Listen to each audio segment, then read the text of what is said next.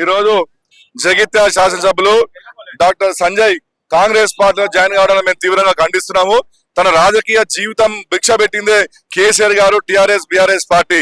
తను ఉద్యమ నాయకులతోటి కష్టపడి శ్రమతోటి గెలిచి పదవులు అనుభవించి 10 సంవత్సరాలు ప్రభుత్వంలో ఉండి ఈ రోజు ప్రభుత్వం పోయేసరికి ఇవాళ పైసలకు అమ్ముడుపోయి ఇవాళ ఎవరైతే డాక్టర్ సంజయ్ అమ్ముడుపోయిండో దాన్ని తీవ్రంగా ఖండిస్తున్నాము.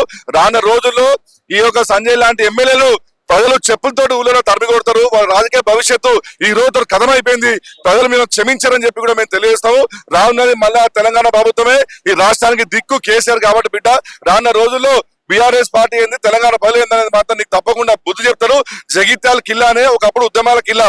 అటువంటి కిల్లా నుంచి నువ్వు ఎమ్మెల్యే ఈ రోజు ఆ ఉద్యమ స్ఫూర్తికి నువ్వు రాజీనామా చేసినావంటే నీకు ఎంత చిత్తశుద్ధి ఉందో నీకు నువ్వే సిగ్గుపడాలని చెప్పి కూడా మేము డిమాండ్ చేస్తున్నాము. నీకు చిత్తశుద్ధి ఉంటే నువ్వు వెంటనే రాజీనామా చేసి ఏ పార్టీ కన్నా ఎన్నెన్నా గంగలు దుంకి మాకు సంబంధం లేదు. బట్ ఫస్ట్ నువ్వు మాత్రం రాజీనామా చేయాల్సిన టీఆర్ఎస్ పార్టీకి. అసలు అనామకుడైన డాక్టర్ సంజయ్ అనే వ్యక్తిని కేసీఆర్ గారు తీసుకువచ్చి ఎమ్మెల్యే చేస్తే కేసీఆర్ గారి మాటకు గౌరవం ఇచ్చి పార్టీకి ఎలాంటి సేవ చేయకుండా జగిత్యాల ప్రజలు నిన్ను 2 సార్ల పార్టీ నుండి గెలిపించారు. అసలు ఎవరు who is doctor Sanjay? Sanjay లాంటి వారే కాదు, ఈరోజు పార్టీని విడిచిపెట్టిపోతున్న పెద్దలందరూ కూడా ఒకటే విజ్ఞప్తి చేస్తా ఉన్నా, మీకు దమ్ము ధైర్యం ఉంటే రాజీనామా చేసి మళ్ళీ గెలిచి నువ్వు వేరే పార్టీలకు పోవాలి. నీకు ఇచ్చింది ఎమ్మెల్యే పదవి, ఇక్కడ కేవలం బీఆర్ఎస్ కార్యకర్తల కష్టం, కేసీఆర్ గారికి తెలంగాణ ప్రజలకు ఉన్న నమ్మకం.